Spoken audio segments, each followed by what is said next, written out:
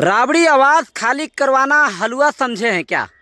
मतलब कोई भी नोटिस भेजेगा और लालू परिवार राबड़ी आवास खाली कर देंगे, ऐसा लोग सोच रहे हैं।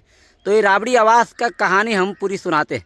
उसी राबड़ी आवास में तेजस्वी यादव, तेज प्रताप यादव, मीसा भारती, रोहिणी आचार्य, तमाम जो लालू जी के जो बच्चे हैं उसी आवास में पले बड़े पढ़े हैं। और अब उस आवास को खाली कराने के लिए भवन निर्माण विभाग ने नोटिस जारी किया है राबड़ी देवी जी को कि आवास खाली कर दीजिए और उसके जगह पे उनको शिफ्ट कर रहे हैं। ये आवास राबड़ी देवी को 16 जनवरी 2006 को आवंटन हुआ था और तब से राबड़ी देवी जो हैं इसी आवास में रह रहे हैं।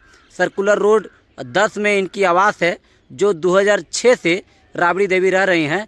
और तब से यानी कि 20 साल से बिहार में लगातार मुख्यमंत्री नीतीश कुमार जी ही है और अभी भी मुख्यमंत्री नीतीश कुमार ही है।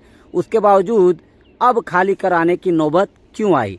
जो 20 सालों में नहीं हुआ वो अब क्यों ऐसे कर रहे हैं बीजेपी वाले, एनडीए वाले? मतलब कि आप सरकार बना लिए तो इतना मनमानी करिएगा, मतलब किसी को नोटिस भेजिएगा और बंगला खाली करवाने के लिए बंगला खाली करवा दीजिएगा हैं। कहीं पे घर तोड़वाया जा रहा है, कहीं पे बंगला खाली करवाया जा रहा है, तो कहीं पे गोली चलवाई जा रही है। ये आखिर एनडीए की सरकार में बिहार में हो क्या रहा है?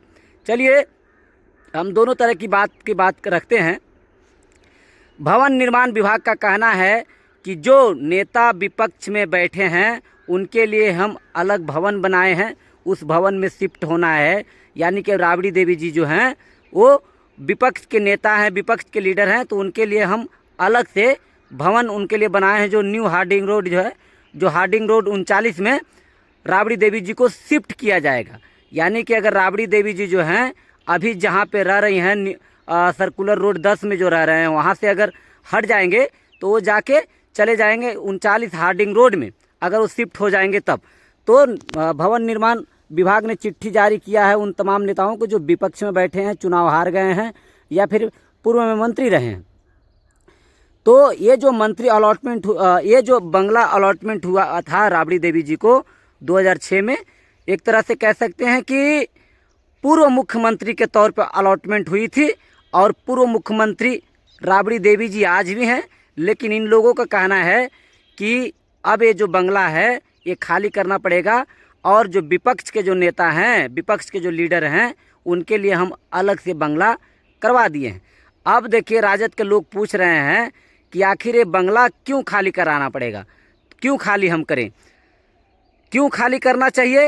ये भवन निर्माण विभाग कह रहा है कि आपको ऐसे खाली करना चाहिए, इसलिए खाली करना पड़ेगा क्योंकि आप विपक्ष के लीडर हैं, आपको अलग से नया सब बंगला बनाया है, वहाँ पर जाना पड़ेगा। लेकिन अभी भी राजद के लोग मानने के तैयार नहीं। राजद के लोग बता रहे हैं कि नहीं, मोटिव बताइए कि इसका मेन मकसद क्या है। क्या आप नए लोगों को, जो नए लोग जो चयन हुए हैं, मंत्री बने हैं, आप उनको वहाँ काहे नहीं भेज देते हैं? अगर भवन निर्माण विभाग ने जो भवन बनाए हैं जो पूर्व मंत्री के लिए, विपक्ष के लीडर के लिए, तो आप वही भवन नए वाले को काहे ना अलॉटमेंट कर देते हैं? हम यहीं हैं और यहीं रहेंगे, ये राजद परिवार का कहना है। लेकिन ज़रा सोच कर देखिए कि कितना मनमानी चल रहा है। ये एक तरफ से कहते हैं कि ये जो भवन अलॉटमेंट हुई थी ये पूर्व मुख्यमंत्री के तौर पर हुई थी। तो आप लोग से पूछना हम चाहते हैं, क्या राबड़ी देवी जी अब भी पूर्व मुख्यमंत्री नहीं है क्या? क्या सिर्फ वो विपक्ष के लीडर ही हैं? राबड़ी देवी आज भी पूर्व मुख्यमंत्री हैं, आजीवन पूर्व मुख्यमंत्री शायद रहेंगी। तो जब पूर्व मुख्यमंत्री के तौर पर ये बंगला अलॉटमेंट हुई है तो राबड़ी देवी आज भी पूर्व मुख्यमंत्री हैं, तो आज उस बंगले में क्यों नहीं रह सकती हैं? तो राबड़ी देवी जी को विपक्ष का लीडर बना दिया गया और हार्डिंग रोड 39 में शिफ्ट करने का प्लान कर दिया गया कि अब राबड़ी देवी जी यहाँ नहीं रहेंगी। ज़रा याद कीजिए 2009 को जब रामविलास पासवान जी का दिल्ली में बंगला खाली कराया जा रहा था, तब लालू प्रसाद यादव जी ने उस बंगला को बचाया कैसे वो भी हम कहानी बताते हैं। जब रामविलास पासवान जी का बंगला दिल्ली में वो बंगला खाली कराया जा रहा था, जब रामविलास पासवान जी सांसद का चुनाव हार गए थे और वो जो बंगला है संसद का अलॉटमेंट हुआ था और संसद चुनाव हारने के बाद जो संसद नहीं रहे थे तो कहे कि अब ये बंगला को आपको खाली करना पड़ेगा क्योंकि आप संसद रहे नहीं। तब लालू यादव जी ने क्या किए, रामविलास पासवान जी को राज्यसभा सांसद भेजे, तब जाकर वो बंगला बचा। चिराग पासवान भूल गए हैं क्या वो दिन का? चिराग पासवान भूल गए कि मेरा पिताजी को अगर कोई मदद किया था तो लालू प्रसाद यादव जी ने किया था? क्या चिराग पासवान जी इस तरह से कुछ नहीं कर सकते हैं लालू परिवार जी के लिए, जो राबड़ी देवी जी के बंगला बच जाए? इस पर भी हम एक वीडियो विस्तार से हम लेकर आएंगे, वीडियो में बने रहिएगा। आप लोग बताइए कि क्या बीजेपी गवर्नमेंट बिहार में मनमानी कर रहे हैं कि नहीं। एक तरफ से कहती हैं वो बंगला जो राबड़ी देवी जी का है वो पूर्व मुख्यमंत्री के तौर पर है, तो क्या राबड़ी देवी जी पूर्व मुख्यमंत्री अब नहीं रहे क्या, बताइए।